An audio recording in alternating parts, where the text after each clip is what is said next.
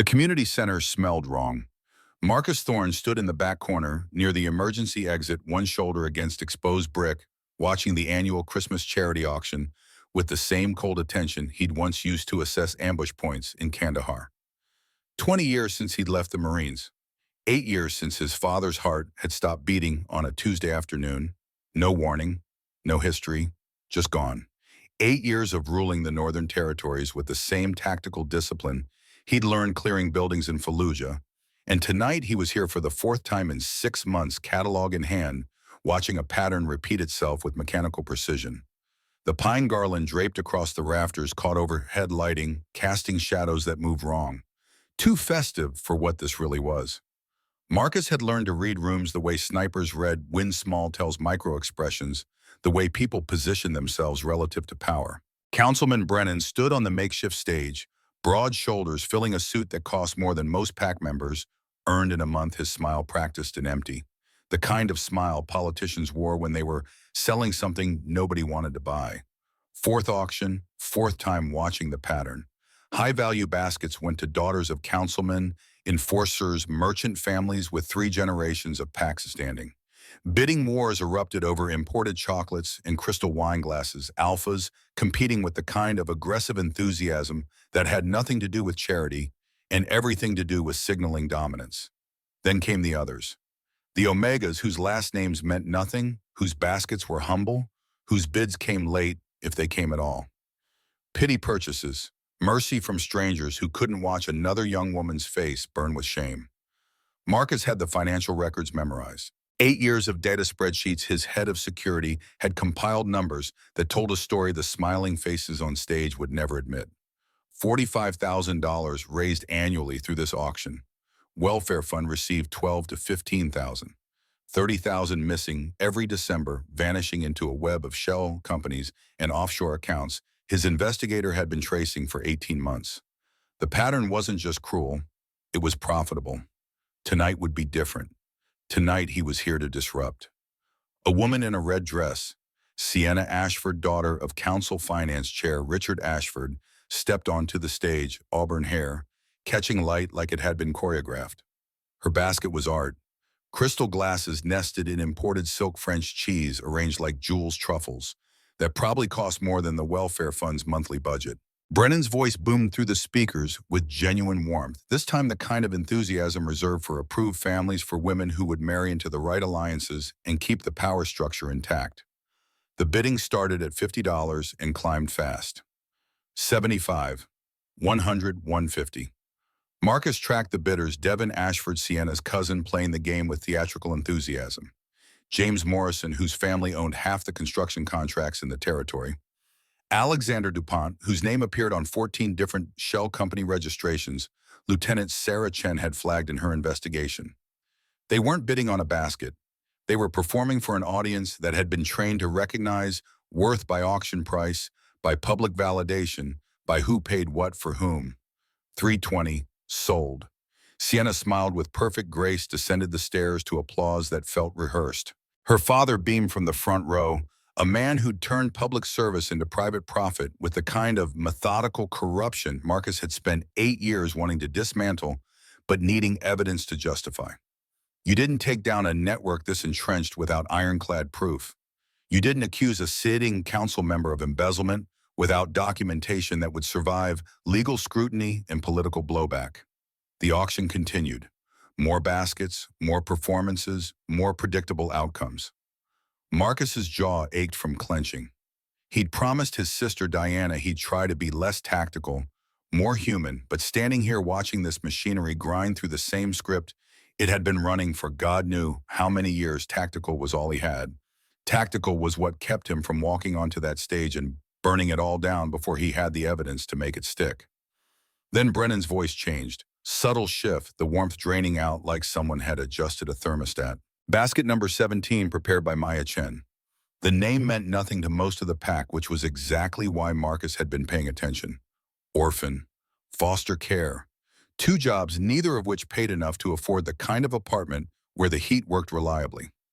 Library during the day, cleaning offices at night, the kind of invisible existence that let a person see things others overlooked. The kind of person conspirators dismissed as irrelevant right up until she testified at their tribunal. She walked toward the stage with her chin level, despite everything blonde hair pulled back in a ponytail that suggested function over fashion, wearing clothes that were clean but not new. Marcus noted the way she kept her gaze fixed on a point above the crowd's heads, the micro-tension in her shoulders, the careful control of someone who'd learned how to endure public humiliation without giving her tormentors the satisfaction of visible pain. Military bearing in its own way. The kind of discipline you developed when breaking down wasn't an option.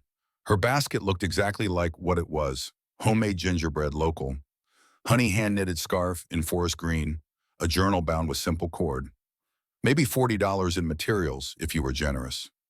Next to Sienna's crystal and silk, it looked like poverty made tangible proof of worthlessness or rendered in wicker and cotton ribbon. Brennan lifted it with barely concealed disdain, reading the contents like a grocery list for dog food. Homemade cookies, local honey, hand-knitted scarf, poetry journal. His tone made it clear what he thought of women who offered such things. $25 to start the bidding. Marcus watched the crowd's reaction more than the stage. Whispers behind manicured hands, sideways glances, the collective cruelty of a pack that had been trained to measure value by external markers, by family connections, and proper presentation, and the ability to afford imported luxuries. Maya Chen stood there taking it, her face carefully neutral, and Marcus thought about the young mother he'd watched her help 3 months ago at the library. The woman had been drowning 2 kids under 5 trying to fill out job applications, while her toddler screamed and her preschooler ran circles through the reference section. Maya had been on her lunch break. She'd spent the entire hour reading picture books to the children in the reading corner. Her own sandwich abandoned her own break sacrifice, so a desperate stranger could have 20 minutes of peace to finish an application. Nobody bid. The silence stretched awkward and heavy. Marcus could see Maya's knuckles white where her hands clasped in front of her waist, could see the way she was breathing too carefully, forcing each inhale and exhale into a steady rhythm that probably took every ounce of control she possessed. Brennan repeated the bid with diminishing enthusiasm, already eager to move past this embarrassment to something more marketable. A voice from the middle rose. Thomas Kelly, 56 years old, married with grandchildren, a beta, who worked at the library and had probably bid last year for the same reason he was bidding now. Because nobody should stand on stage and receive 0 bids. Because basic human decency required someone, anyone, to acknowledge worth where the pack refused to see it. 25 going once. Marcus let the moment stretch just long enough to hurt, to let every person in this room feel the weight of their silence, to mark who was comfortable watching someone get crushed and who shifted with discomfort they didn't know how to address. Then he spoke. $50. His voice cut through the murmurs like ordnance through sheet metal, commanding attention the way an officer's voice commanded subordinates even when it stayed level and calm. The effect was immediate. Heads turned, bodies shifted. The crowd parted enough that people could see him in the back corner, 6'4", in black jeans and a dark sweater, though formal wear, no performance of wealth, just presence that made alphas lower their eyes and betas step back without conscious thought. Marcus watched reactions like he was cataloging targets. Brennan's face went blank with shock for half a second before training kicked in and he recovered. Richard Ashford, seated near the front spine, straightening with tension that looked like anger or fear or both. Devin Ashford, the cousin who'd been performing dominance displays all night, suddenly interested in a competition he hadn't anticipated. And Maya Chen, still on stage, staring at him with an expression Marcus couldn't quite read, but suspected involved confusion and suspicion in equal measure. Brennan recovered fast, professional veneer, sliding back into place. $50 to the gentleman in the back, going once. Devin stood that theatrical posturing, coming back online, smile sharp with challenge. 100. The kid thought this was about pack hierarchy, about an alpha testing, another alpha's claim about dominance and territory, and all the primal bullshit that made young men stupid. Marcus had been calculating chess moves while Devin was still learning checkers. 200. Marcus didn't raise his voice, didn't move from his position against the wall. Let the bid stand on its own, cold and final. The crowd gasped like he detonated something. $200 was more than most of the beautiful connected Omegas had fetched tonight. For a basket of homemade cookies and local honey, it was incomprehensible. More importantly, it was disruptive. It broke the pattern. It forced everyone in this room to recalculate their understanding of value in a system that depended on rigid hierarchies and predictable outcomes. Devin's father grabbed his arm, whispered something urgent enough that the kid's face flushed red before he sat back down. Smart man James Ashford knew when to yield, knew that challenging the AlphaKing over an auction bid was the kind of mistake that ended careers. 200 going once, going twice. Brennan's voice climbed an octave, losing the practiced smoothness. Marcus let his gaze drift to Richard Ashford's face, cataloging the tension in the man's jaw, the way his hands gripped the armrests of his chair. Nervous. Good. Should be nervous. 300. Marcus said it like he was ordering coffee, flat and matter-of-fact, and the room exploded into whispered chaos. $300. Triple the average. For a basket worth $40 in materials created by an Omega, the pack had collectively decided wasn't worth noticing. Maya's face had gone pale. Her eyes locked on him with an intensity that suggested she was trying to solve an equation that didn't have enough variables. He understood the confusion. From her perspective, this made no sense. Rich alphas didn't pay premium prices for rejected Omegas as baskets out of kindness. There had to be an angle, a manipulation, some ulterior motive she hadn't identified yet. She wasn't wrong. Marcus had an angle, just not the one she was probably imagining. Brennan's voice cracked on the final call. $300 going once, going twice sold to the gentleman in black. Applause erupted, but it sounded wrong, uncertain, like nobody quite knew what they were witnessing or how they should respond. Marcus pushed off the wall, moved through the crowd with the easy confidence of someone who'd cleared hostile rooms under fire and wasn't intimidated by shocked civilians. People parted. They always did. Some instinct older than civilization recognized apex predators and got out of the way. Up close, Maya was smaller than she'd looked from across the room, maybe 5'5", built lean from work rather than training. Her scent hid him faint Omega sweetness, buried under anxiety and exhaustion, and something that reminded him of winter mornings in the mountains, clean and sharp.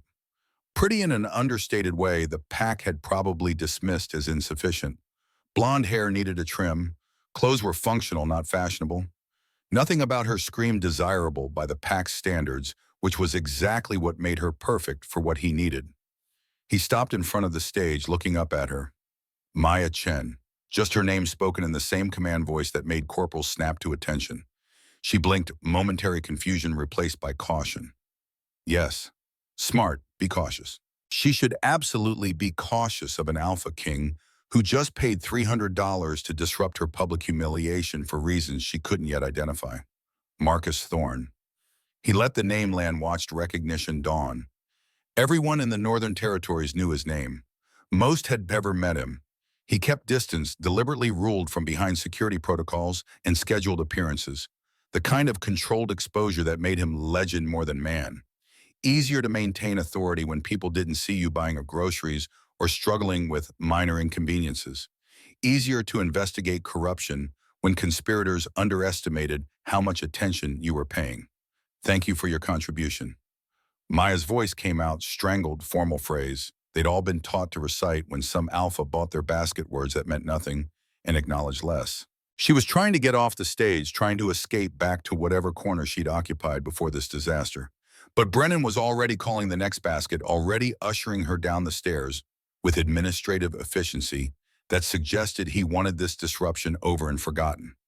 Marcus shifted position as she descended, creating just enough space that their paths would intersect without blocking her completely.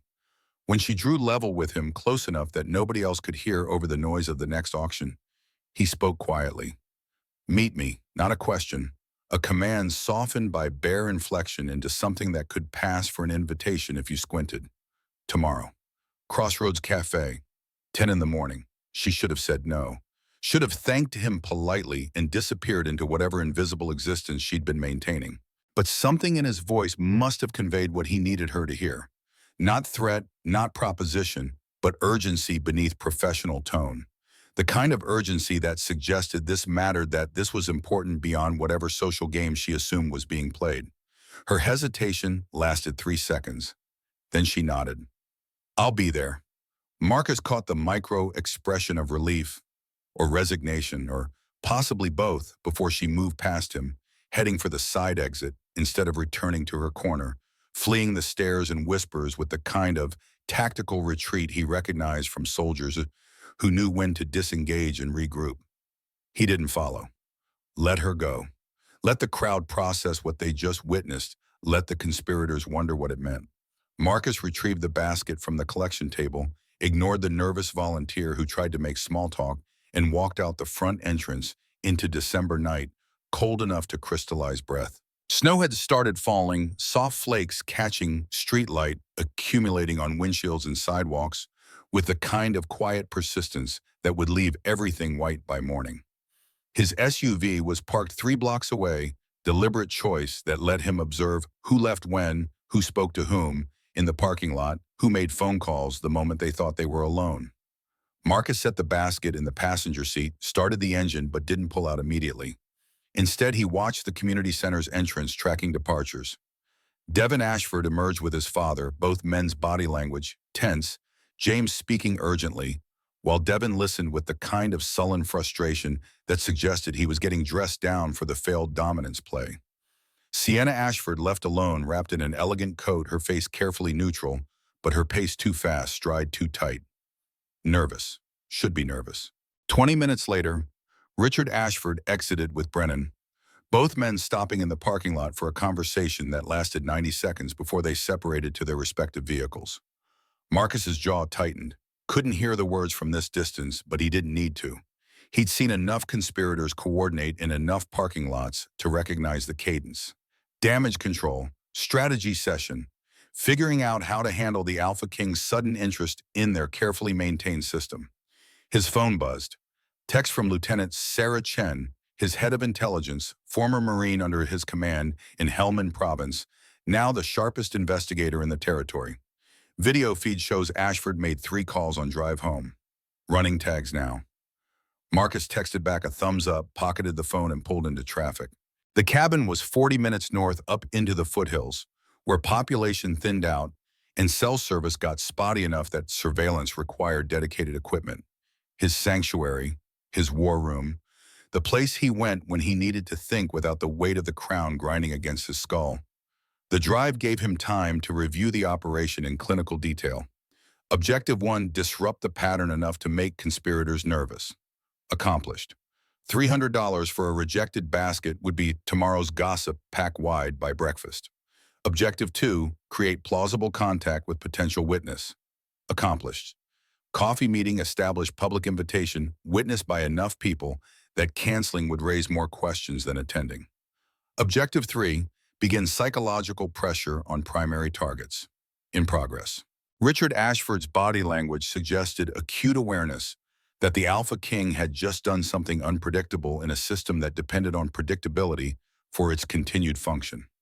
The cabin emerged from darkness as he rounded the final curve, warm light glowing from windows, smoke curling from the chimney, where the time system kept a fire burning for his irregular arrivals. Stone and timber construction built by his grandfather maintained with the same attention to detail Marcus applied to everything else. He parked in the attached garage, carried the basket inside more out of operational thoroughness than actual interest in its contents, and headed straight for the office. The investigation board dominated the far wall. 8 feet wide, 4 feet tall, covered in photographs, financial documents, timeline markers, red string, connecting dots in a web that had taken 18 months to map. Top row council members. Richard Ashford, 58, Finance Committee Chair. 3 terms family wealth derived from construction contracts and property development. Brennan, 55, Community Outreach Director, ran all charitable functions, including the auction banking connections, through his brother-in-law who sat on the Territory Credit Union Board. Alexander DuPont, 45, newest council member, owner of 3 import businesses' shell company registrations tied to offshore accounts. James Morrison, 52, Infrastructure Committee, Construction Empire, built on territory contracts, his companies always seemed to win despite higher bids from competitors. Second row financial evidence. Bank statements Chen had subpoenaed through legal channels, wire transfers between shell companies, property purchases that coincided with large fund withdrawals. 8 years of pattern analysis showing approximately $30,000 missing annually from the charity auction specifically, but the rabbit hole went deeper. Welfare fund skimming, building contract kickbacks, territory resource sales that somehow never made it into official budgets. 2.3 million over 8 years. Conservative estimate. Could be more once Chen finished tracing the offshore accounts. Third row, the personal. Marcus's father photographed 6 months before his death, smiling at a council meeting, unaware that his heart would stop on a Tuesday afternoon with no warning, no history, no reason. Except there was a reason. Marcus had his father's medical records now courtesy of Chen's connections at the Territory Hospital. Trace amounts of digitalis in the toxicology screen the original coroner had dismissed a testing error. Digitalis, heart attack drug, easy to administer, hard to detect, impossible to prove murder without the coroner cooperating. And the coroner at the time had been Brennan's brother-in-law. His father had been investigating financial irregularities before he died. Marcus had found the notes in his personal safe locked away with instructions that if anything happened, his son should look at the audit he'd been preparing. Look at the families profiting from charitable functions. Look at the pattern of who married whom, which alliances got approved, which omegas got elevated, and which got crushed. His father had seen what Marcus was seeing, now had started asking questions, and had died before he could finish the investigation. 8 years. 8 years Marcus had spent consolidating power, building a team he could trust, gathering evidence that would survive legal challenge and political warfare. 8 years of watching these men smile and shake hands and perform public service while they systematically looted the territory's most vulnerable citizens. 8 years of waiting for the right moment, the right leverage, the right witness who could crack this open from the inside. Marcus pulled Maya Chen's photograph from the printer, pinned it to the board. 23 years old. Orphaned at 14 in a car accident 5 days before Christmas, shuffled through foster care, aged out with nothing surviving on determination and the kind of work ethic that should have earned respect instead of invisibility. 9 years of cleaning offices, shelving library books, living in a converted garage apartment, barely scraping by while the pack dismissed her as worthless. 9 years of being invisible, which meant 9 years of access to places where people spoke freely because they forgot she was there. His phone buzzed again, Chen calling this time, not texting. Marcus answered on speaker, setting the device on the desk while he studied the board. Report, his command voice hadn't softened in 20 years. Chen knew better than to waste his time with pleasantries. Ashford made 3 calls after the auction. First to his daughter, Sienna. Conversation lasted 90 seconds, couldn't get clear audio, but voice stress analysis suggests he was angry. Second call to Brennan, 45 seconds coordinating something. Third call to Dupont, 2 minutes, multiple references to situation and containment. Chen's voice was crisp, professional, the same tone she'd used reporting intelligence in combat zones. All 3 men are nervous, sir. Your move tonight disrupted their pattern. Good. Marcus leaned back against the desk, arms crossed. That was the point. What about Chen's background? Anything that compromises her as a witness, clean. Chen had clearly been thorough. No criminal record, not even a parking ticket. Financial records show she's living paycheck to paycheck, but no unexplained deposits, no hidden accounts. Employment history is solid. Library supervisor. Gave glowing review. Said she's reliable and good with patrons. Night cleaning supervisor barely remembers her name, but confirmed she shows up on time and doesn't cause problems. Foster care records show she moved between 3 homes, no abuse reports, but clear indication nobody wanted permanent placement. She's invisible, sir. Perfect witness. Marcus nodded even though Chen couldn't see him. What about connections to the conspiracy? Any chance she's involved? Negative. If she were part of it, they wouldn't have let her basket get 0 bids. They'd have protected her to maintain operational security. The fact that they publicly humiliated her suggests they don't see her as asset or threat, just collateral damage in their control mechanism. Exactly what Marcus had concluded. Perfect. He glanced at the clock, nearly 11. I meet with her tomorrow at 10:00, Crossroads Cafe. I want surveillance on the building or counter-surveillance sweep before I arrive. If Ashford or any of his people try to interfere, I want to know immediately. Already arranged. Stone's handling security. Chen paused, then added in a tone that suggested she was about to voice an opinion he might not want to hear. Sir, permission to speak freely? Granted, Marcus braced himself. Chen only asked permission when she thought he was about to do something inadvisable. Using her as bait is risky. If they figure out she's helping us before we have enough evidence to move, they could eliminate her as a threat. These people killed your father to protect this operation. They won't hesitate to kill an orphan Omega nobody will miss. The words landed like punches. Chen wasn't wrong. These men had murdered an AlphaKing to protect their profits. They wouldn't lose sleep over a woman the pack had already decided was worthless. But Marcus had thought through the risk. Matrix had calculated, the odds had concluded that moving forward without an insider witness meant years of additional investigation and the possibility they'd discover the scrutiny and disappear evidence before he could act. I'm not using her as bait. His voice stayed level despite the frustration building in his chest. I'm recruiting an asset. There's a difference, and she'll be protected. 24/7 is security once she agrees to cooperate. Stone and his team will rotate shifts. Nobody gets close to her without going through people who've survived firefights in Helmand. And if she doesn't agree to cooperate, Chen asked, if you pitch her tomorrow and she decides this is too dangerous, too crazy, too much risk for someone who's spent her entire adult life trying to stay invisible, then I'll find another way. Marcus pushed off the desk, walked to the window overlooking forest dark enough that he could see his reflection in the glass. 48 years old gray, threading through dark hairlines around his eyes from decades of squinting at threats real and imagined, jaw set with the kind of permanent tension that came from carrying responsibility for thousands of lives while trusting almost no one. Then I'll spend another 18 months building a case from external evidence and hope these bastards don't destroy everything before I can stop them. But Chen, I watched that woman tonight. Watched her stand on that stage taking humiliation with more dignity than most soldiers show under fire. She's strong enough for this. Question is whether she's angry enough. Anger's a poor tactical motivator, sir. Chen's voice carried the kind of gentle warning subordinates gave officers they respected too much to let make stupid decisions. Makes people reckless. Sometimes recklessness is what you need. Marcus thought about his father's notes, the careful documentation of suspicions he'd been investigating, when his heart stopped. Thought about 8 years of methodical corruption, vulnerable people crushed to maintain a profit margin, a system so entrenched that it required disruption, bordering on reckless, to crack open. Sometimes you need someone angry enough to kick over the anthill and brave enough to stand there while the ants swarm. Chen was quiet for a moment. Then with resignation that suggested she knew she'd lost this argument, I'll have Stone and his team ready to deploy. But sir, if this goes wrong, if she gets hurt because we asked her to take this risk, that's on us. That's on you. I know. Marcus's reflection stared back from the dark window, grim and determined. I'll carry it. Anything else, Morrison family just transferred $80,000 into offshore account. Timing suggests they're moving money in response to tonight's disruption. Chen's voice shifted back to professional reporting.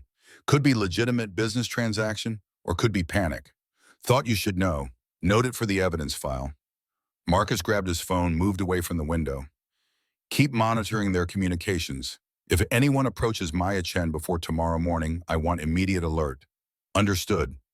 Chen hung up without formal sign-off habit from deployments where radio discipline saved lives. Marcus set the phone down, stood in his office, surrounded by evidence of crimes he'd spent years documenting, and felt the familiar weight of commands settling across his shoulders. This was it. Tomorrow he'd recruit a witness, pitch an operation that could dismantle the territory's most powerful families. Ask an orphan Omega with nothing to lose to risk what little she had left for justice she had no reason to believe in. He thought about his father, about that last conversation 3 days before the heart attack, sitting in the same office, the old AlphaKing, tired and frustrated and determined. Marcus, something's wrong with the finances. I can feel it. 30 years of leadership you develop instincts for when people are lying. These men are lying. I just need to find the proof. His father had found suspicions, patterns, questions that didn't have good answers. But he died before he found proof. Marcus wouldn't make the same mistake. Wouldn't move until he had evidence so overwhelming that no political connection, no family alliance, no amount of money could make it disappear. Tomorrow he'd start building that evidence with Maya Chen's help, whether she understood what she was agreeing to or not. Tomorrow he'd take the first tactical step toward dismantling a conspiracy that had killed his father and crushed countless vulnerable pack members for profit. Tomorrow he'd find out if the woman who'd stood on that stage with her chin up and her dignity intact was as strong as he suspected, or if 8 years of invisibility had taught her that survival meant staying quiet, staying small, staying safe in the shadows where powerful men wouldn't notice her. He suspected he already knew the answer, had seen it in the way she'd held herself during the auction, in the careful control of someone who'd learned to endure without breaking in the intelligence behind her eyes as she'd assessed him on that stage. She was a survivor. Survivors understood tactics, understood that sometimes the safest path ran straight through danger toward the objective on the other side.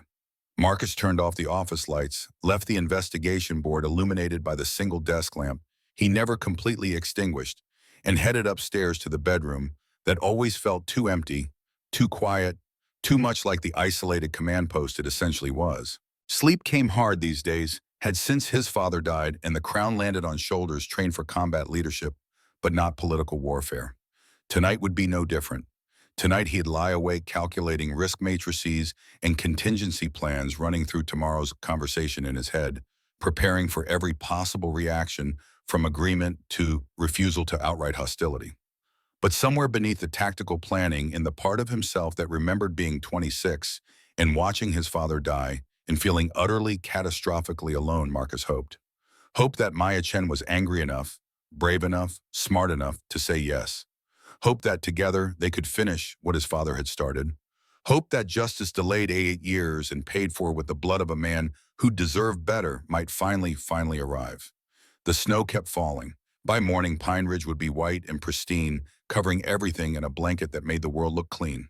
But Marcus knew what lay underneath. Corruption didn't disappear because you covered it with snow. It waited patient and persistent until someone had the courage to start digging. Tomorrow he'd ask Maya Chen to help him dig. Tomorrow everything would change. Maya arrived at Crossroads Cafe 15 minutes early, a habit formed from years of being told her time mattered less than everyone else's. Better to wait than to be waited on, better to appear eager than careless, better to control what little she could control in a life that had taught her control was mostly illusion. She'd changed clothes 4 times in the bathroom at her apartment, finally settling on dark jeans that weren't worn through at the knees and a cream sweater she'd found at a thrift store 2 years ago. Professional enough to suggest she understood this mattered, casual enough that she wouldn't look like she'd tried too hard for a man who'd probably forgotten about this meeting the moment he'd driven away from the auction. Except he hadn't struck her as the forgetting type. Something about the way he'd looked at her on that stage, not through her, not past her, but at her with the kind of focused attention that suggested he was cataloging details for later use, made her think Marcus Thorne remembered everything. Made her think this meeting wasn't kindness or pity or whatever impulse drove rich alphas to occasionally notice invisible omegas existed. The cafe was busy Saturday morning crowd of families and couples enjoying breakfast. Normal people living normal lives where charity auctions weren't blood sport and AlphaKings didn't pay triple market value for baskets that should have garnered pity bids at best. Maya ordered coffee at the counter black because cream and sugar cost extra, and she'd learned to prefer bitter things, then found a corner table where she could watch the door. Old reflex from foster care, always know your exits, always see who's coming before they see. You always have 30 seconds to decide fight or flight before the situation decided for you. She'd made it through half her coffee when the door opened and 3 men walked in who didn't belong in a Saturday morning breakfast crowd. The first was built like a tank, maybe 50 years old military bearing, so pronounced it might as well have been tattooed across his forehead. Buzz-cut, weathered face eyes that swept the room with tactical precision before settling on her for 2 seconds longer than casual. The second was younger 30s, maybe same military posture, but leaner, faster coiled energy that suggested violence held in check by discipline and training. The third was a woman mid-40s, sharp features, observant in a way that made Maya's skin prickle with awareness of being assessed. They didn't approach her. The tank took position near the door, the younger man near the kitchen entrance, the woman at the counter ordering coffee she probably wouldn't drink, creating a perimeter. Maya's pulse kicked up despite herself. This wasn't paranoia. This was security. Professional security for someone important enough to warrant 3 trained operatives in a civilian cafe on a Saturday morning. Marcus Thorne walked in 60 seconds later, and Maya understood why he needed the security. Even in jeans and a dark sweater, even without the formal presence he'd projected last night, he radiated authority that made nearby conversations pause and resume at lower volume. The security team didn't acknowledge him directly, but their posture shifted attention, sharpening in ways that confirmed what Maya had already guessed. Former military, all of them.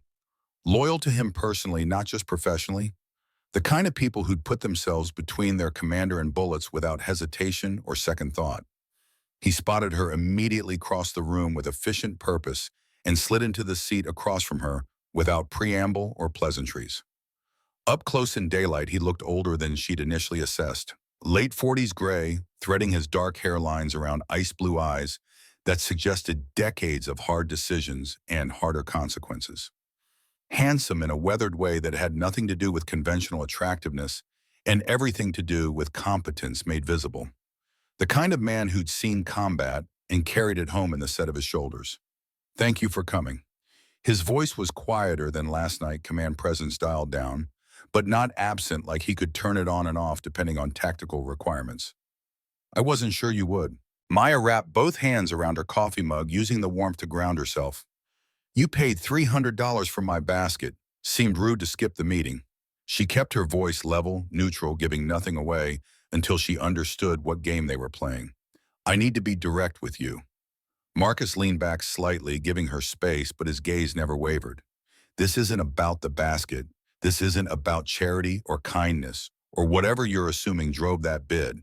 I'm investigating corruption in PAC finances, and I need your help."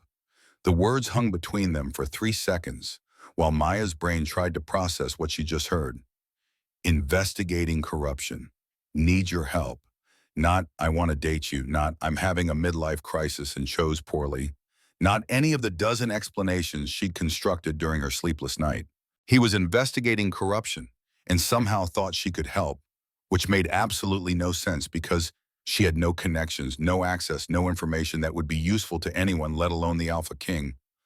"I don't understand." The words came out more confused than she'd intended, defensive walls crumbling under sheer bewilderment.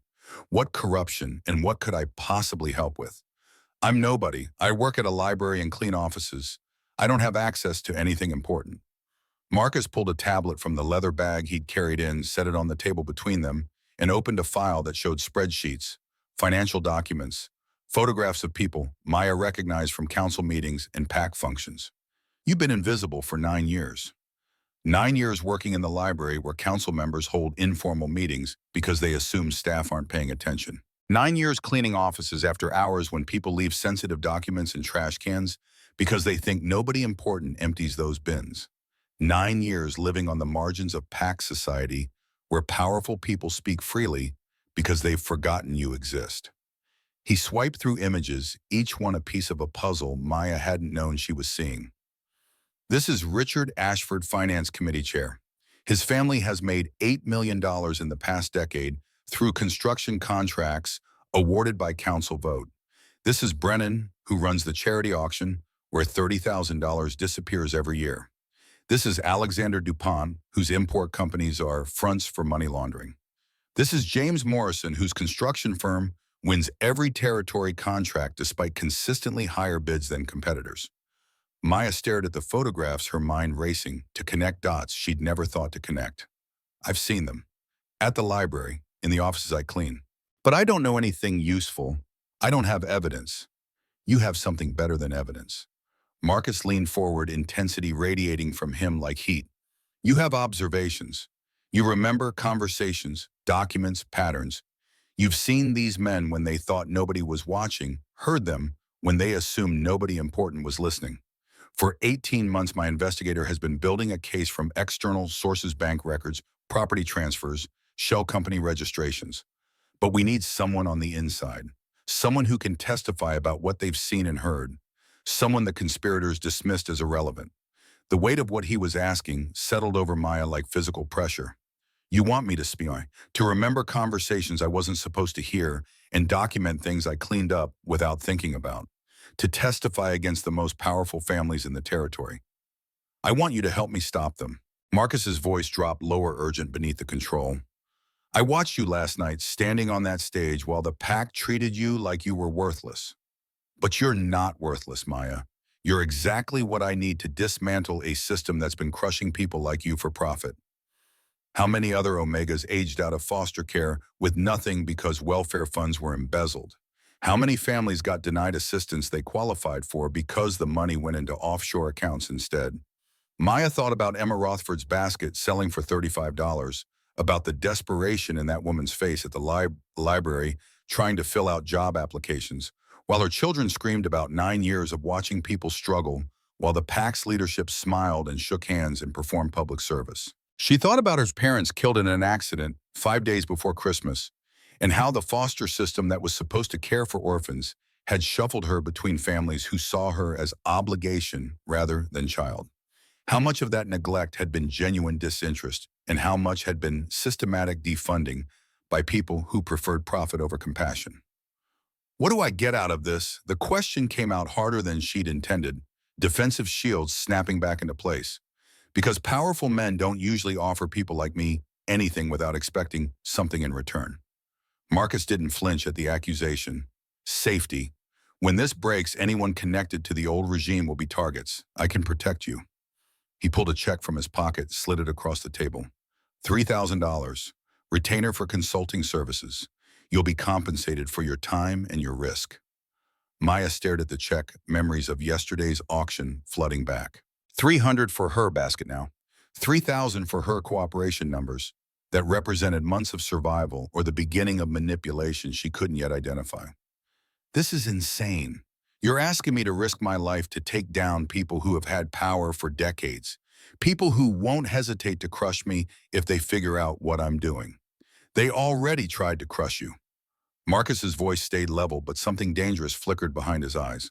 Last night at the auction, that humiliation was intentional.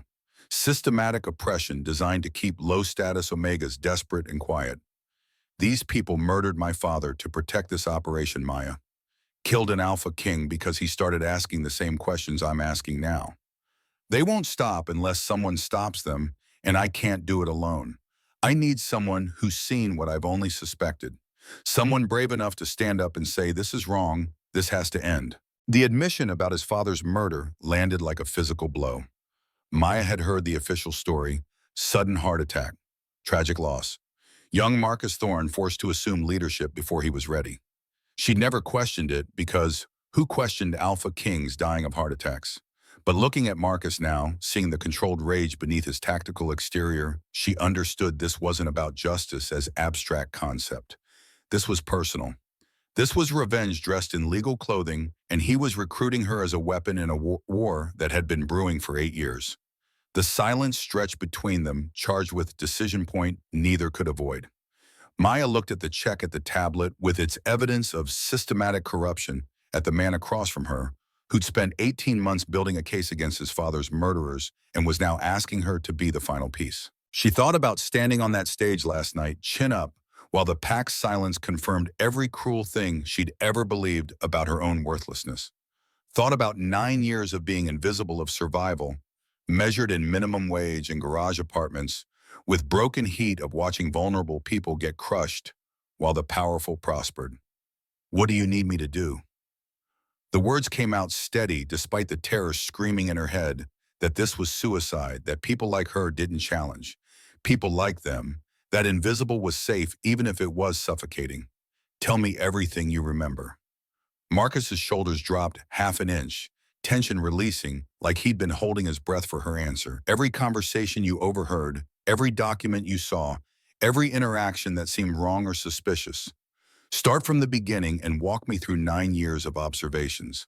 My investigator will record everything cross-referenced with our existing evidence, build timeline, and witness testimony that will hold up under legal scrutiny. Now Maya glanced around the cafe, suddenly aware of how public this location was. How many people could be watching, reporting back to families who had every reason to want this conversation not to happen. Not here. Marcus stood, gestured for her to follow. Somewhere more secure. Somewhere we can talk without surveillance or interruption.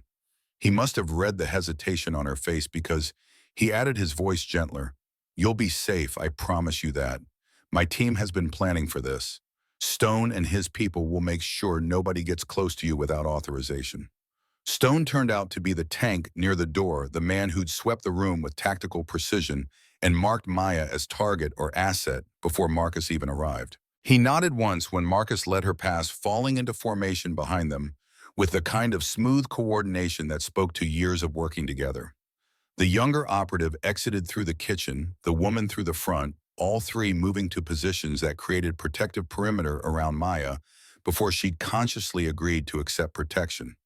Marcus's SUV was parked 2 blocks away, deliberate distance that let him observe approach angles and potential threats.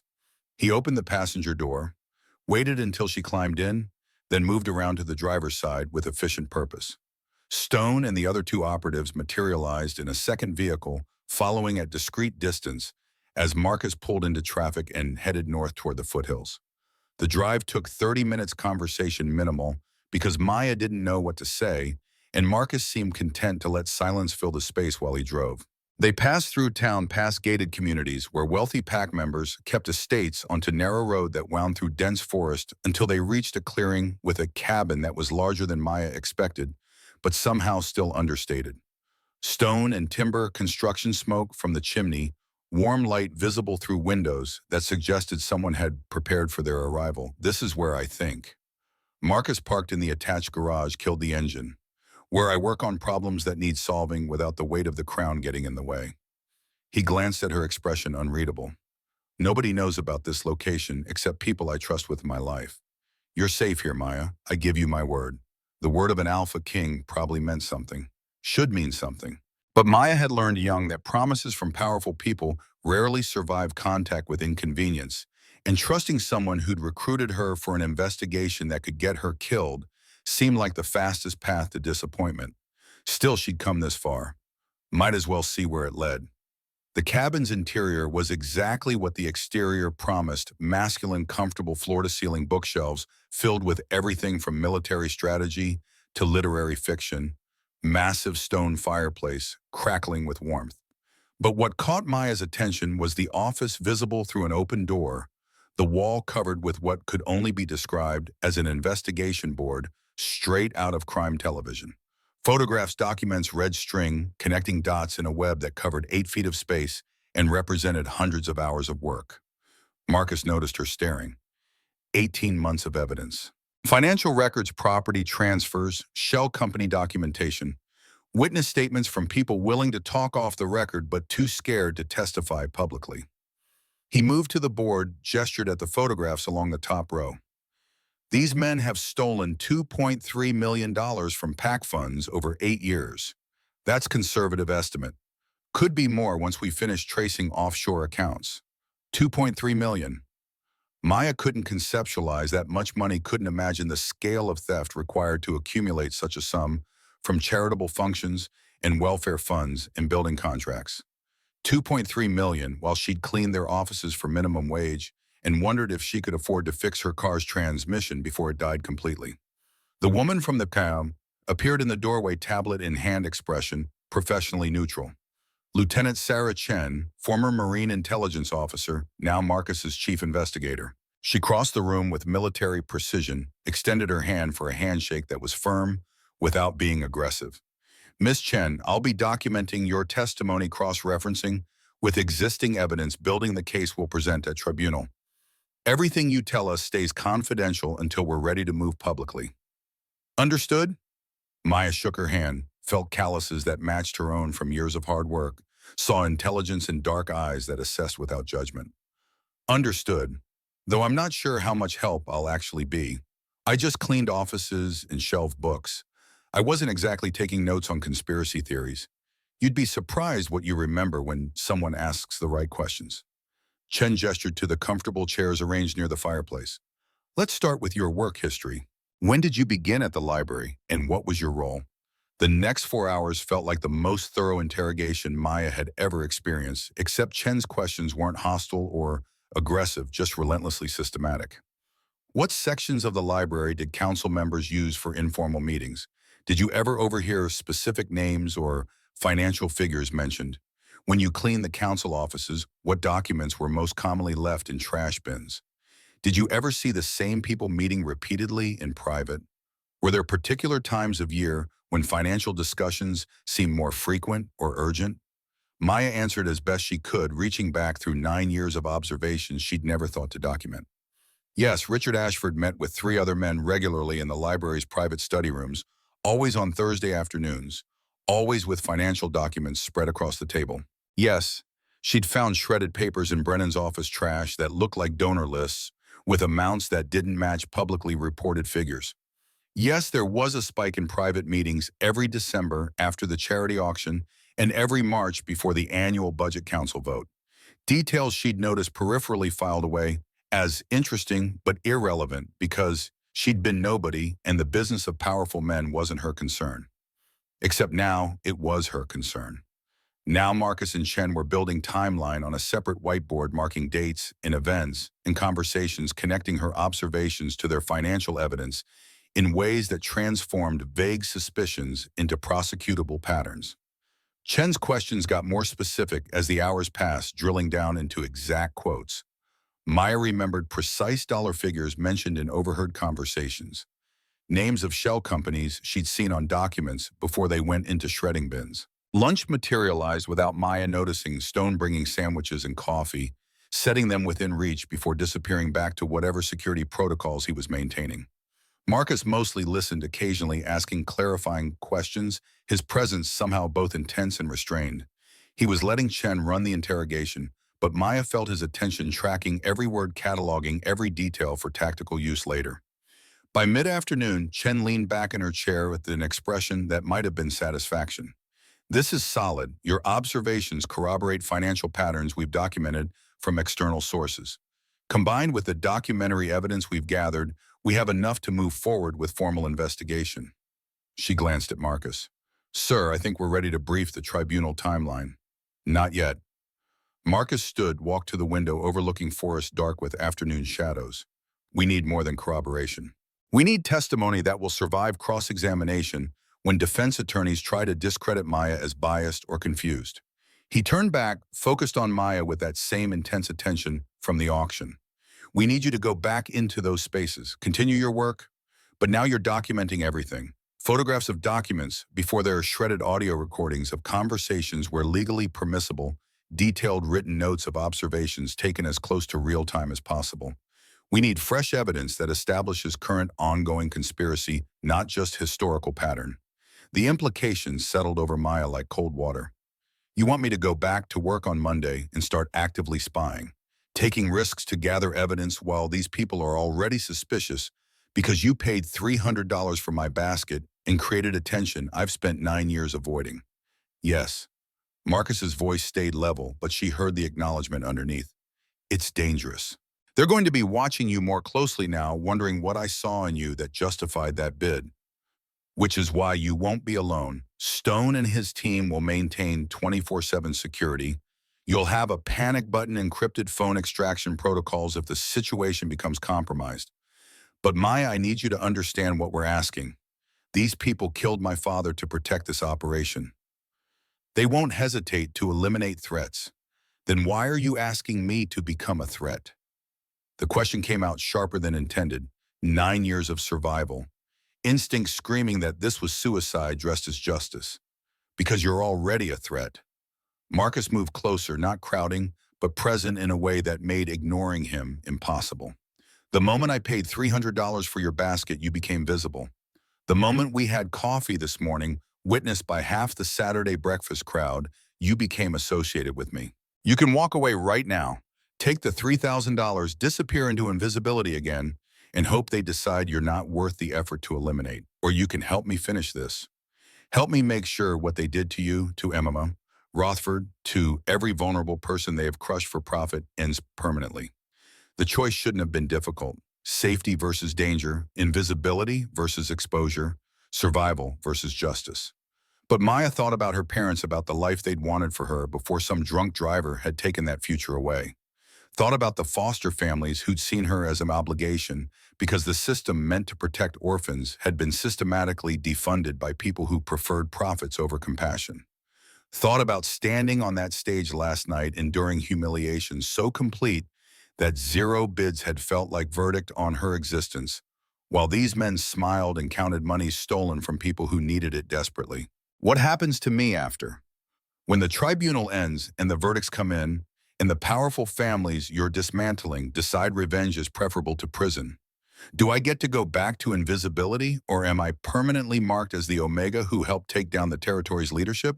You'll be protected, Chen spoke up from her position near the evidence board. Witness protection protocols, relocation assistance if necessary, new identity if the threat level justifies it. This isn't amateur hour, Miss Chen. We've been planning for this contingency since we started investigating. Anyone who testifies against this conspiracy gets full protection permanently. And if I want more than protection, Maya looked at Marcus, something reckless building in her chest that felt like 9 years of suppressed anger, finally finding an outlet. If I want to be part of the solution, not just the witness who helped tear down the problem, if I want to make sure the system that replaces this one doesn't just create new opportunities for new corruption, Marcus's expression shifted, something like respect flickering behind the tactical assessment. Then we train you. Adelaide Winters, my father's former advisor, will teach you PAC law constitutional governance, the political framework that lets corruption take root. You'll understand the system well enough to help rebuild it properly. But first we take down the current regime. First we gather enough evidence that no amount of political connection or family alliance can make it disappear. First we make sure my father's murder and every theft, every embezzlement, every systematic abuse of vulnerable PAC members gets answered with justice. The $3,000 check sat on the table between them, tangible representation of a choice Maya had already made the moment Marcus explained what he was investigating. She picked it up, folded it carefully, tucked it into her pocket. When do we start now? Marcus pulled out a phone, handed it to her. Encrypted, untraceable direct line to me and to Stone's security team. Panic button is the red app when pressed, sends your GPS location and triggers immediate response. Chen will brief you on documentation protocols, what's legally permissible to record, how to gather evidence that will survive judicial scrutiny. Stone will establish security rotation around your apartment and work locations. And I will make sure every resource of the AlphaKing's office is devoted to keeping you alive while you help me dismantle this conspiracy. Maya took the phone, felt the weight of it, the responsibility it represented. 9 years she'd been invisible, safe in shadows where powerful people didn't notice her. Now she was stepping into light, making herself target, choosing danger over safety, because some things mattered more than survival. Justice mattered. Stopping people who'd murdered an AlphaKing and crushed countless vulnerable PAC members mattered. Making sure her parents' deaths hadn't condemned her to a life of meaningless invisibility mattered. One question. She looked at Marcus, saw the man beneath the tactical exterior, the son who'd spent 8 years planning revenge for his father's murder. When this is over, when we've dismantled this conspiracy, and the verdicts are in, and the powerful families are in prison, what happens to us? Do you go back to being the AlphaKing and I go back to being nobody? Or does the fact that we did this together mean something more permanent? The question hung between them, too personal for a recruitment conversation, too important to leave unasked. Marcus held her gaze, something vulnerable flickering across his features before discipline reasserted control. I don't know. Honest answer that felt more valuable than false promises. I recruited you because I needed a witness, because you had access and observations I couldn't get any other way. But Maya, somewhere between watching you stand on that stage with more dignity than most people show in their best moments, and listening to you spend 4 hours recounting 9 years of surviving in a system designed to crush you, this stopped being just tactical. You stopped being just an asset. He moved closer, close enough that she could see the gray threading his dark hair, the lines around his eyes from decades of hard decisions. I don't know how to do the romance thing. I'm better at investigating crime than expressing feelings. But I know this, when this is over, I want you to stay. Not because you're useful, but because you're real in a world that's mostly performance and manipulation. Because you make me remember why I fight for this pack instead of just ruling it. Because you're exactly the kind of person who should be helping lead instead of cleaning offices nobody notices. The admission settled over Maya like a weight and a promise simultaneously. She should probably say something profound, something that acknowledged the vulnerability Marcus had just offered, but words felt insufficient for the magnitude of what they were about to attempt together. So instead, she nodded, accepted the phone and the choice and the danger, and let Chen begin the briefing on documentation protocols while Stone coordinated security rotations, and Marcus returned to his evidence board, adding Maya's observations to the timeline that would eventually become tribunal testimony. By the time Stone drove her back to her apartment after dark, Maya had memorized encryption protocols, legal boundaries for recording conversations, emergency extraction procedures. If her cover got compromised, and the names of every person on Marcus's inner circle who she could trust without question. She had a panic button app on her phone, a security detail that would shadow her movements without being obvious, and the knowledge that starting Monday morning, she'd be actively spying on the most dangerous men in the territory. She should have been terrified, should have been second-guessing this decision, wondering if $3,000 was worth risking her life.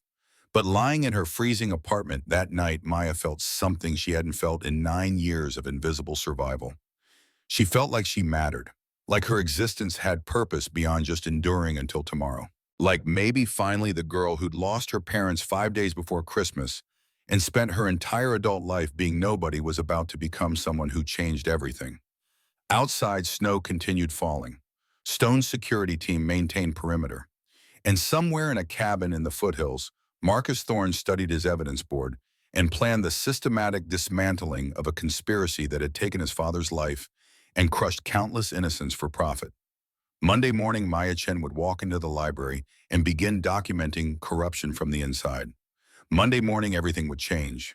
The library's private study room felt smaller than Maya remembered, walls closing in as Richard Ashford's voice dropped to a whisper she barely caught through the door she'd deliberately left cracked while shelving books in the adjacent section. 6 weeks since Marcus had recruited her. 6 weeks of documented conversations, in photographed documents, in audio recordings that would make prosecutors salivate. 6 weeks of living with Stone's security team, shadowing her movements, in a panic button app she'd nearly pressed twice when Sienna Ashford had cornered her with questions that felt too pointed, too specific, too much like someone was getting suspicious. Thursday afternoon meant the usual gathering: Ashford, Brennan, DuPont, and James Morrison, the infrastructure committee chair, whose construction empire had built half the territory on contracts that always seemed to bypass competitive bidding. Maya's hands moved on autopilot, sliding books into their proper places while her mind focused entirely on the conversation filtering through the cracked door. The encrypted phone in her pocket was recording legally permissible because this was a public library, and these men had chosen to meet in a space where privacy expectations were limited. Chen had briefed her extensively on recording laws, on the thin line between evidence gathering and entrapment, and what would survive judicial scrutiny and what would get thrown out before trial. The December audit numbers don't match. Ashford sounded stressed edge in his voice Maya had never heard before. Someone's been requesting detailed financial records going back 8 years, not normal review. Deep forensic audit requesting documentation we don't have good explanations for. Who requested it? Morrison's voice carried the kind of anger that came from feeling threatened from watching carefully constructed systems start to crack under external pressure. The AlphaKing's office.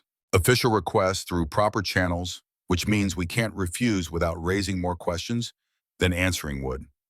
Ashford paused, papers rustling. He's been watching us since that auction incident, since he paid $300 for the orphan's basket and created attention we didn't need. Maya's stomach clenched at hearing herself described as the orphan at the casual dismissal in Ashford's tone, but she kept her hand steady, kept shelving books like this was normal Thursday afternoon routine. The recording app was capturing everything, time-stamped and encrypted, automatically uploading to Chen's secure server in real time. Even if they discovered Maya's phone, the evidence would survive.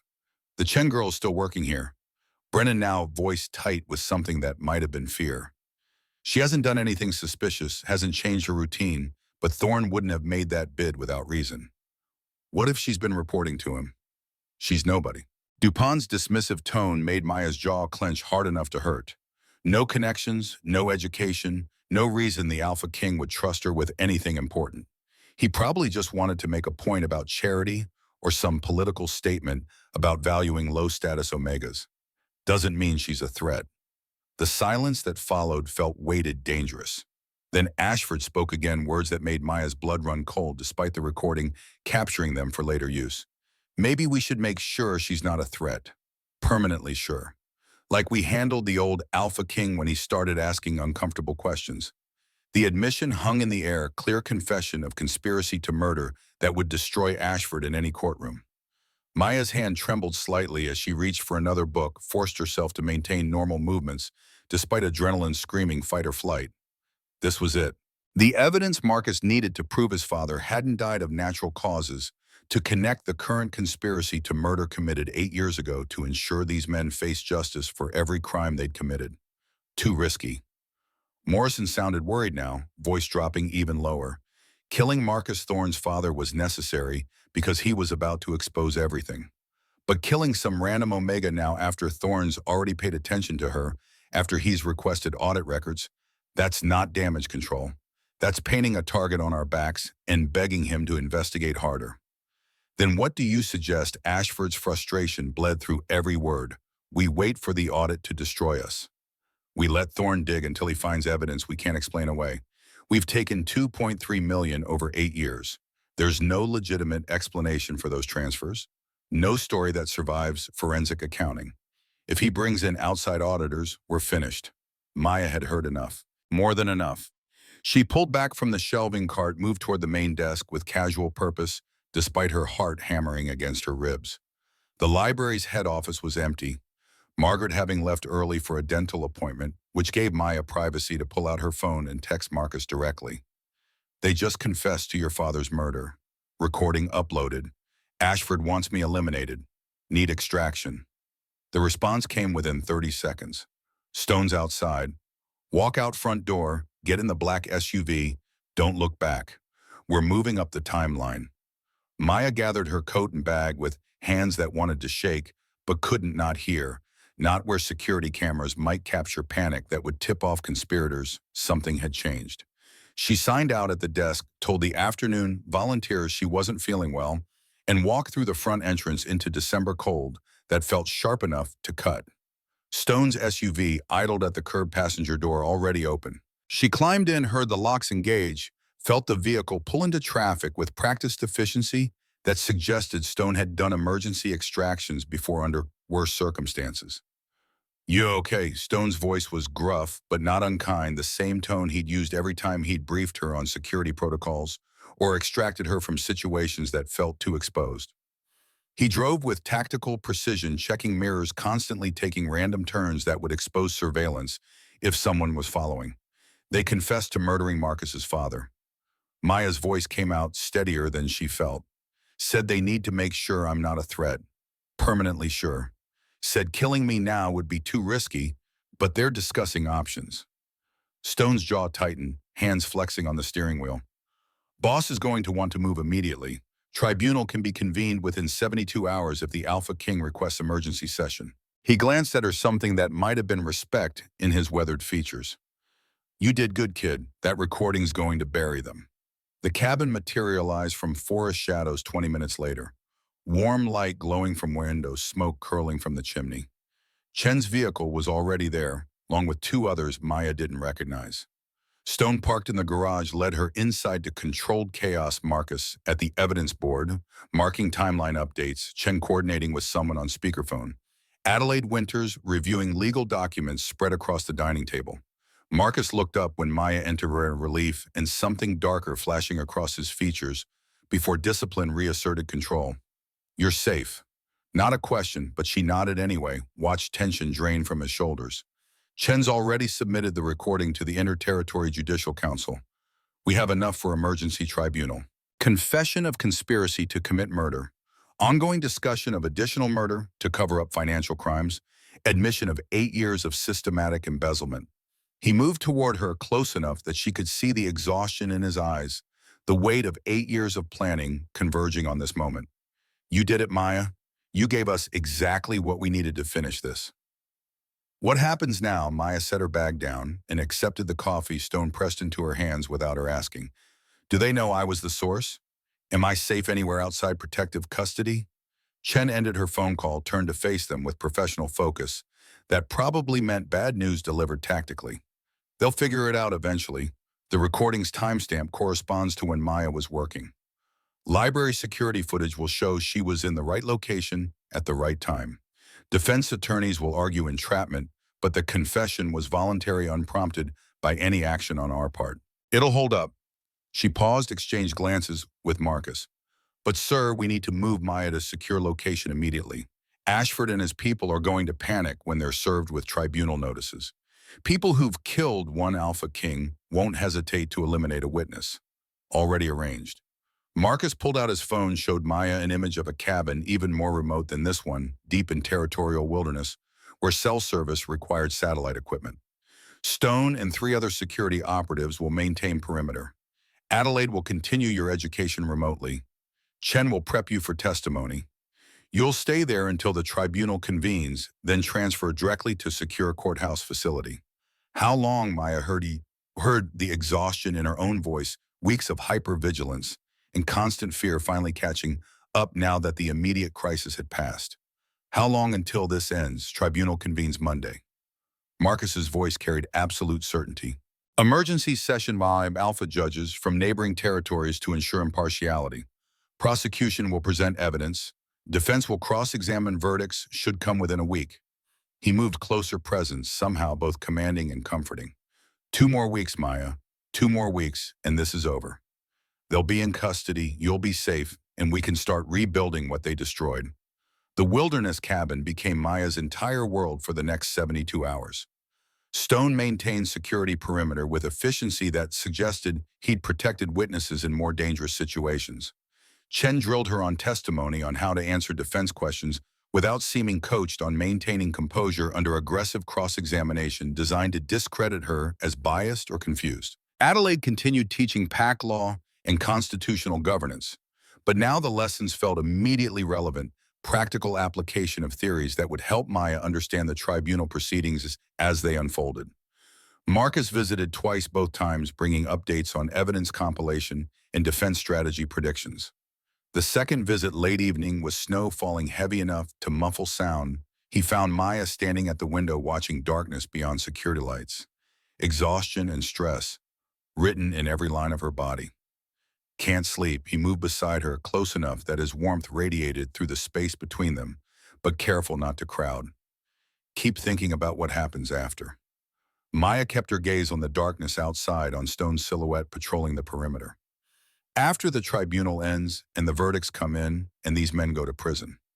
After I testify and my name becomes public record as the witness who helped convict them. After revenge is satisfied and justice is served and we've dismantled this conspiracy.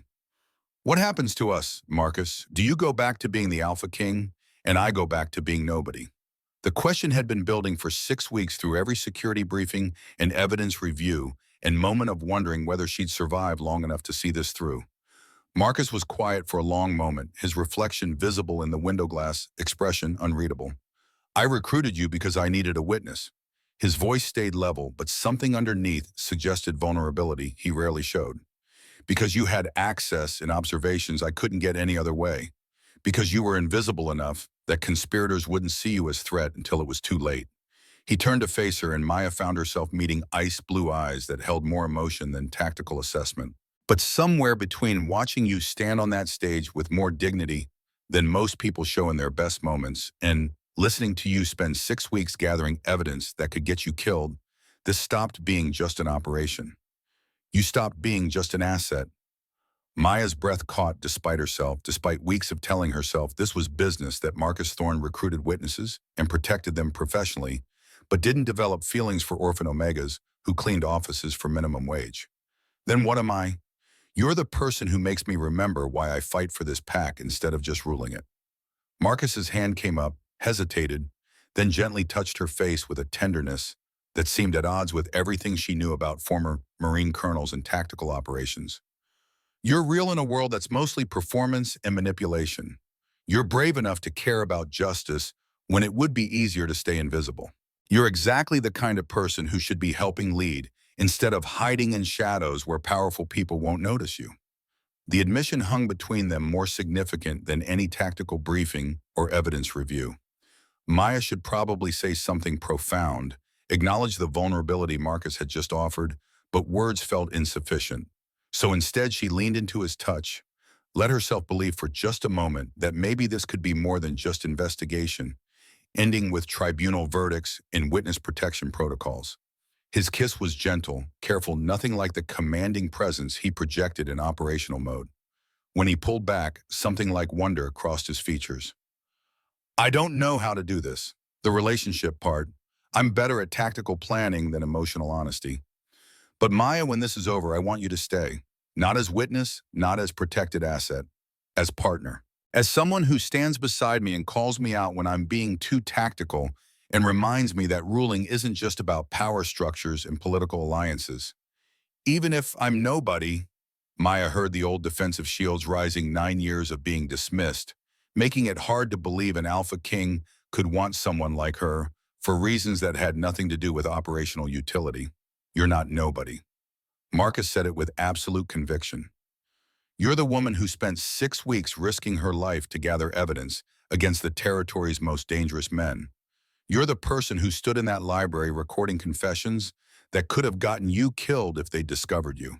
You're brave and smart and compassionate enough to want justice for people you've never met. That's not nobody, Maya. That's exactly who should be standing beside me when we rebuild what they destroyed. The tribunal convened Monday morning in the territorial courthouse, a granite building that had witnessed 3 generations of legal proceedings and now would host the most significant corruption trial in PAC history. Maya sat in the witness preparation room with Chen reviewing final testimony details while Stone maintained security outside. Through the door, she could hear the muted sounds of the courthouse filling journalist PAC members, granted observation access the defendants, and their expensive legal teams. Marcus appeared 30 minutes before proceedings began, formal AlphaKing presence, fully engaged, but his eyes found Maya's immediately. You ready?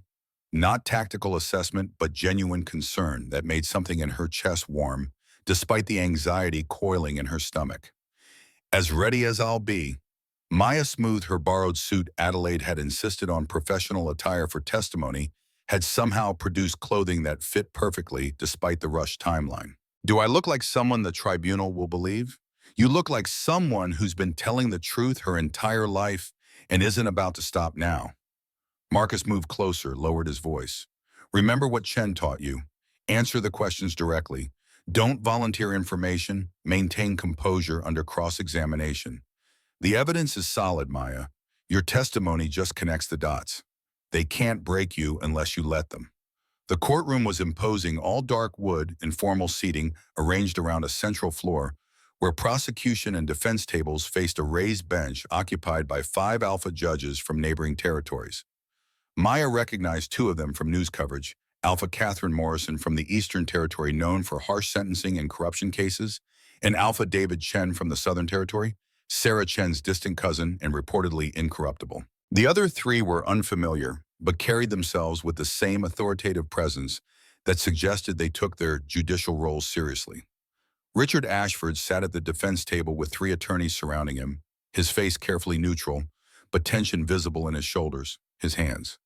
Brennan looked worse, sweat already beading his forehead despite the courthouse's professional climate control. DuPont maintained better composure, but his eyes tracked around the room with the kind of nervous energy that suggested he was calculating escape routes that didn't exist. Morrison sat apart from the others, his attorney whispering urgently while he stared straight ahead with the expression of someone who'd already accepted conviction was inevitable. Lieutenant Sarah Chen led the prosecution, her military bearing and crisp presentation commanding immediate attention. The case she laid out over the next 2 hours was devastating. Financial records showing systematic embezzlement, shell company documentation, proving money laundering testimony from forensic accountants, detailing how charity funds had been diverted, property records establishing conspiracy, members had purchased assets with money that couldn't be explained through legitimate income. She presented it all with methodical precision, building a case so overwhelming that defense objections sounded desperate rather than substantive. Then came the recording from the library played for the tribunal in its entirety. Maya watched the defendants' faces as their own words condemned them. Ashford admitting the audit numbers didn't match, discussing elimination of threats, confessing to handling the old AlphaKing the same way they might handle Maya. Brennan's visible panic, DuPont's dismissive assurance that Maya was nobody, Morrison's argument that killing her now would be too risky. 4 minutes and 37 seconds of conversation that destroyed any possibility of plausible deniability. The courtroom was silent when the recording ended. Alpha Morrison leaned forward, her expression carved from ice. "Mr. Ashford, the tribunal has just heard you confess to conspiracy to commit murder, specifically to murdering AlphaKing Jonathan Thorne 8 years ago. Do you wish to respond to this accusation?" Ashford's lead attorney stood quickly. "Your Honor, that recording was obtained through entrapment. My client was speaking in hypothetical terms, discussing historical events without specific admission of personal involvement." Lieutenant Chen didn't let him finish. "Your Honor, the recording was obtained legally in a public library where privacy expectations are limited. The conversation was voluntary, unprompted by any law enforcement action. The witness who recorded it was working her normal shift, conducting her normal duties. There was no entrapment, no coercion, no violation of Fourth Amendment protections. This is admissible evidence of ongoing conspiracy and confession to previous murder." The tribunal judges conferred briefly, then Alpha Chen spoke. "The recording is admissible. Continue your presentation, Lieutenant." Chen called her first witness, Thomas Kelly, the retired FBI agent who'd conducted forensic accounting on the charity auction finances. He walked the tribunal through 8 years of missing funds, showing exactly how money disappeared from reported totals to actual deposits, how shell companies were used to obscure transfers, how offshore accounts received regular deposits that corresponded to embezzlement timelines. His testimony was dry, technical, absolutely damning. Defense cross-examination couldn't shake him because the numbers didn't lie, and Kelly's reputation for integrity was unimpeachable. Then came testimony from PAC members who'd applied for welfare assistance and been denied despite qualifying from construction contractors who'd lost bids to Morrison's companies, despite offering lower prices from council staff who'd witnessed inappropriate meetings and been told to forget what they'd seen. Each witness added another piece to the puzzle, another layer of evidence that this wasn't isolated incidents, but systematic corruption that had infected PAC leadership for years. Finally, Chen called Maya Chen to the stand. The courtroom seemed to hold its breath as Maya walked to the witness box, raised her right hand, swore to tell the truth. Chen's questioning was gentle but thorough, establishing Maya's work history, her access to library meeting spaces and council offices, her years of invisible observations that made her the perfect witness to document conspiracy from the inside. "Tell the tribunal what you observed during your 9 years working at the library and cleaning council offices." Chen's voice carried professional warmth that helped Maya relax fractionally. "What patterns did you notice regarding the defendant's behavior?" Maya took a breath, met Chen's eyes, and began. She described the Thursday afternoon meetings in study rooms, the financial documents spread across tables, the hushed conversations about transfers and accounts in keeping investigations quiet. She recounted finding shredded papers in office trash bins, donor lists with amounts that didn't match public reports, memos discussing fund allocation that never appeared in official minutes. She detailed the systematic pattern of high-value baskets at charity auctions, going to connected families while low-status Omegas received pity bids or no bids at all, the humiliation used as control mechanism to keep vulnerable people desperate and quiet. She testified for 90 minutes, answering every question with the same detailed precision Chen had drilled into her during preparation sessions. When prosecution finally rested, Maya felt exhausted but steady. The hard part was coming cross-examination by defense attorneys who tried to discredit her as biased, confused, coached by Marcus to manufacture evidence. Ashford's attorney approached with practiced aggression.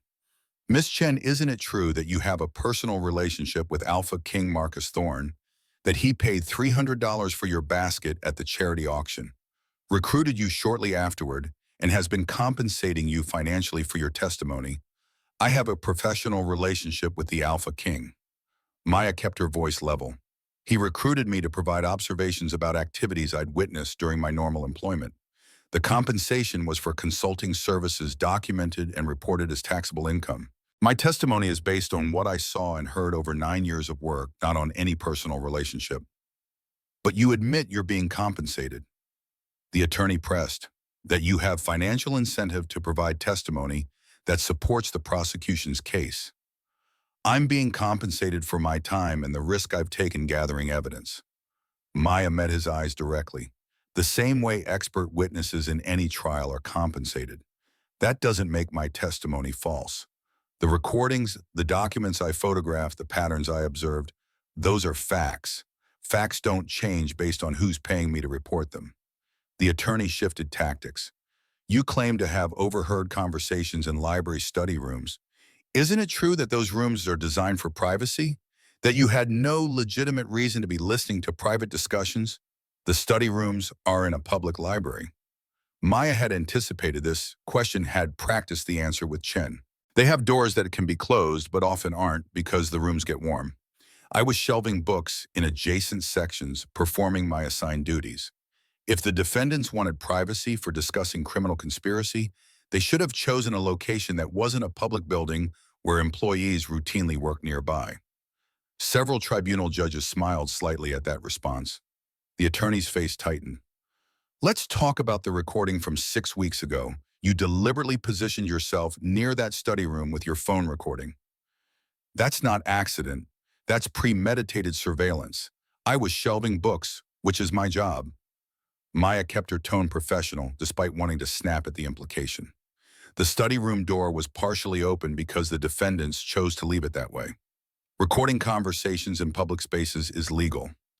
Lieutenant Chen briefed me extensively on recording laws to ensure everything I documented would be admissible. I followed those laws precisely. The cross-examination continued for another hour. Defense attorneys taking turns trying to find inconsistencies in her testimony, trying to establish bias or confusion that would let the tribunal dismiss her observations. But Chen's preparation had been thorough, and Maya's 9 years of surviving as invisible nobody had taught her how to endure hostile questioning without breaking. By the time defense finally excused her, she was exhausted but intact, testimony unshaken. Marcus met her eyes from where he sat in the gallery, something like pride visible despite the formal setting. Stone materialized to escort her back to the witness room, but not before Maya heard Alpha Morrison address the defendants directly. Gentlemen, does the defense wish to present any witnesses to refute the prosecution's case? The defense attorneys conferred urgently with their clients. Then Brennan broke, voice cracking as he stood. Your Honors, I wish to negotiate a plea agreement. I'll testify against Richard Ashford regarding AlphaKing, Jonathan Thorne's murder, in exchange for reduced sentencing on the financial charges. The courtroom erupted. Ashford's face went white with rage and fear. DuPont looked like he might vomit. Morrison closed his eyes with resignation of someone who'd just watched his last hope collapse. The tribunal judges called for order, announced a recess while prosecution and defense negotiated plea terms, and dismissed the courtroom for the day. Chen found Maya in the witness room 20 minutes later, expression carefully controlled, but satisfaction visible underneath. Brennan just gave us everything. Detailed confession about how they murdered Marcus's father, Digitalis, in his coffee at a council meeting, Brennan's brother-in-law, the coroner, covering up the toxicology results, Ashford ordering the hit, because the old AlphaKing was about to expose their embezzlement. She sat down across from Maya, allowed herself a slight smile. We have them. All of them. Murder, conspiracy, racketeering, embezzlement, bribery. When the tribunal reconvenes tomorrow, this is over. The verdicts came 3 days later after prosecution presented Brennan's confession and additional corroborating evidence that left no room for reasonable doubt. The tribunal judges didn't need long to deliberate. The case was overwhelming, the evidence, irrefutable, the defendant's guilt established beyond any standard of legal proof. Alpha Morrison read the verdicts with voice that carried throughout the packed courtroom. Richard Ashford on 47 counts of embezzlement, 15 counts of racketeering, 8 counts of bribery, and conspiracy to commit murder. Of AlphaKing, Jonathan Thorne, this tribunal finds you guilty on all counts. Sentenced 25 years territorial, prison full asset, forfeiture, permanent ban from PAC leadership positions. Ashford's face crumpled, expensive attorneys already filing appeal paperwork that wouldn't survive scrutiny. The gallery erupted in whispers, quickly silenced by bailiffs. Councilman Brennan on charges of embezzlement, racketeering, conspiracy to commit murder, and obstruction of justice. This tribunal accepts your negotiated plea agreement. Sentenced 20 years territorial prison with possibility of parole after 12 asset forfeiture cooperation with ongoing investigations into corrupted officials. Alexander DuPont received 15 years in asset forfeiture. James Morrison got 12 years and permanent business license revocation. 3 merchant family heads received sentences ranging from 8 to 10 years plus substantial fines and restitution orders. By the time Alpha Morrison finished reading verdicts, $2.3 million in stolen assets had been seized for return to PAC welfare funds. 6 men were headed to territorial prison, and the conspiracy that had murdered an AlphaKing and crushed countless vulnerable PAC members had been systematically dismantled. Marcus stood as the tribunal adjourned, found Maya in the gallery where Stone had positioned her for security, and for the first time in 8 years allowed himself to show emotion in public. His arms came around her, pulling her close despite the cameras and the whispers in the formal setting. Thank you, just those 2 words rough with feeling he'd been controlling since his father died. Thank you for being brave enough to do this. Maya held him. Let herself believe this was real, that justice had actually arrived, and the powerful men who'd seemed untouchable were headed to prison for crimes they'd committed with impunity for years. Around them, PAC members celebrated verdicts. Journalists shouted questions. Defense attorneys argued unsuccessfully for bail pending appeal. But in that moment, Maya only cared about the man holding her. The former Marine colonel turned AlphaKing, who'd recruited her for an investigation and somehow become the person she wanted to stand beside when they rebuilt what corruption had destroyed. That evening, Marcus called emergency council session to address the leadership vacuum. Maya attended as his invited guest, sitting beside Adelaide, who'd been appointed interim counsel pending formal elections. The remaining clean council members, Harrison and Chen, from the original group, plus Thomas Kelly, who'd been appointed to Brennan's vacant position, listened as Marcus laid out his vision for territorial reform. Effective immediately, all financial records will be public and audited quarterly by independent firms. Maya listened as Marcus's command voice filled the council chamber. Charity functions will be restructured so PAC Treasury provides supplies for any Omega who wants to participate regardless of financial status. Welfare fund oversight will include representatives from every PAC demographic, not just established families. And we're creating the Warren Memorial Fund, named for Maya's parents, to support orphan PAC members with full scholarships, housing assistance, and job training, so no child ever ages out of foster care with nothing. The council approved every measure unanimously, too aware of public scrutiny and tribunal verdicts to risk appearing obstructionist. Harrison proposed Maya for the newly created position of Omega Advocate formal council role, with voting rights and direct authority over welfare programs. The vote passed 5-0 before Maya fully processed what was happening. You just made me a council member. She found Marcus after the session ended, still processing the whiplash of going from invisible nobody to PAC leadership in less than 3 months. I don't have experience. I don't have training. I barely understand half of what Adelaide's taught me. You have 9 years of seeing what's wrong with our systems. Marcus's hand found hers warm and solid. You have the perspective of someone who's survived on the margins, who understands what vulnerable PAC members need, because you've been there. Experience and training we can provide. But that lived understanding, that genuine compassion for people, the leadership forgot, that's irreplaceable. He pulled her closer, voice dropping. And you have me, helping you, supporting you, making sure you never doubt that you belong in that council chamber as much as any of them. The spring thaw came early to the Northern Territories, snow melting into rushing streams, forest greening with new growth. Maya moved into the AlphaKing's residence, not the cabin, but the formal house in town that came with the position, and spent her days learning governance from Adelaide while implementing welfare reforms that would prevent another conspiracy from systematically exploiting vulnerable PAC members. The chemistry between her and Marcus deepened into something neither could ignore: professional partnership blurring into personal relationship that felt inevitable and terrifying in equal measure. He was patient with her learning curve, ruthlessly protective of her right to make mistakes, and surprisingly willing to show vulnerability when they were alone. I'm not good at this, Marcus admitted one evening, both of them exhausted from a council session that had run 4 hours debating housing assistance programs. The relationship part: I spent 20 years in the Marines where emotions were tactical liabilities, 8 years as AlphaKing, where vulnerability got weaponized. I don't know how to be gentle or romantic or any of the things you probably deserve. Maya looked at him, at the man who'd paid $300 to disrupt her humiliation, who'd recruited her for an investigation that could have killed her, who'd protected her with every resource at his disposal, and then made sure she had power to change the systems that had crushed her. I don't need gentle or romantic. I need real. I need someone who sees me as partner, not project. Someone who trusts me enough to be vulnerable, even when it's tactically inadvisable. She moved closer, let herself be brave. I need you, Marcus, exactly as you are. His kiss was less careful this time, hunger and relief, and 8 years of loneliness finding outlet in the space between them. When he pulled back, ice blue eyes held hers with intensity that made breathing difficult. Then you have me. All of me, not just the tactical exterior. The parts that are still grieving, my father still struggling with leadership, still figuring out how to balance ruling with actual living. He cupped her face gently. You made me remember I'm human before I'm AlphaKing.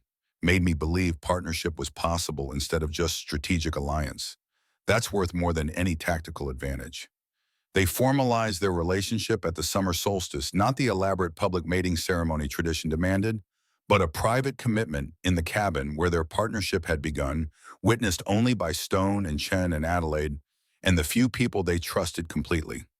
Maya wore simple white dress, Marcus wore jeans and button-down shirt, and the vows they spoke had nothing to do with political alliances or pack advantage, and everything to do with choosing each other despite the tactical complications. The December after the tribunal, Maya stood in Pine Ridge Community Center, supervising the reformed charity auction, 7 months pregnant with a daughter Adelaide predicted would be born in February. The event looked nothing like the humiliation market she'd endured a year ago. Every Omega who wanted to participate could pack treasury, providing supplies for anyone who needed them. But more importantly, participation was optional. Now craft, fair stalls offered alternative way to contribute, eliminating the performance pressure that had made auctions blood sport for status-anxious families. Young Omega named Sophia approached Maya nervously, basket in hand, that looked exactly like Maya's had a year ago. Homemade cookies, local honey, simple crafts that showed effort and care despite limited resources. I don't know if anyone will bid. Her voice carried the same anxiety Maya remembered feeling, the fear that 0 bids would confirm her worthlessness. I'll bid. Maya said it with absolute certainty. And I guarantee you won't be the only one. She'd made sure of that, had spent months rebuilding pack culture so vulnerable Omegas wouldn't face ritual humiliation disguised as charity. But more than that, she'd implemented the Warren Memorial Fund that ensured orphans and low-status PAC members had resources that didn't depend on auction performance. Sophia's basket sold for $200 bidding war between Maya Thomas Kelly, Emma Rothford, who'd become Maya's closest friend and ally on the council, and 3 other PAC members who'd learned that compassion mattered more than status. The young Omega's face glowed with pride and relief validation that her worth wasn't determined by family connections or perfect presentation. Marcus found Maya after the auction ended, his hands settling on her pregnant belly with gentleness that still surprised her sometimes. Former Marine colonel transformed into devoted partner and expectant father. You changed everything, not just the auction. Everything. We changed everything, Maya corrected, leaning into his warmth. You investigated, I documented, Chen prosecuted, Stone protected. This wasn't one person dismantling corruption. This was team effort, partnership. Marcus agreed, voice rough with emotion. He no longer tried to hide from her. In investigation and governance and rebuilding what they destroyed, he turned her to face him. Ice blue eyes holding hers with intensity that hadn't diminished despite 7 months of daily proximity. In everything, Maya, you're my partner in everything. They left the community center together, walked through snow that had started falling with the same gentle persistence as the year before, except now, Maya wasn't returning to freezing garage apartment, wondering if she could afford next month's rent. Now she was going home to the AlphaKing's residence, to the life they'd built together from investigation and trust in the kind of partnership that transformed tactical alliance into genuine love. Behind them, the reformed charity auction continued, laughter and genuine celebration, replacing the anxious performance of status Maya remembered. The Warren Memorial Fund would ensure dozens of orphans got opportunities she'd never had. The new welfare oversight would prevent another conspiracy from exploiting vulnerable PAC members. The systematic reforms Marcus had implemented with her input would protect the territory's most marginalized citizens. But more than any policy change or institutional reform, the thing that mattered most to Maya was simpler. She'd stopped being invisible, had stopped being nobody, had proven that worth wasn't determined by family connections or social status, but by character under pressure, by courage to stand for justice, when silence would be safer, by choosing compassion, even when the world had given her every reason to choose bitterness. Marcus had seen that Worth first had paid $300 to disrupt her humiliation and recruited her for an investigation that would dismantle territorial corruption. But ultimately, Maya had to see it in herself, had to believe she deserved the partnership Marcus offered, the council position. The pack needed her to fill the future they were building together from the ashes of systematic abuse. Worth was never about the basket, was never about bid amounts or family names or perfect presentations. Worth came from integrity, from kindness, despite hardship, from refusing to let cruelty make you cruel in return. Maya Chen had always been worth everything. She just needed justice and partnership and love to prove it.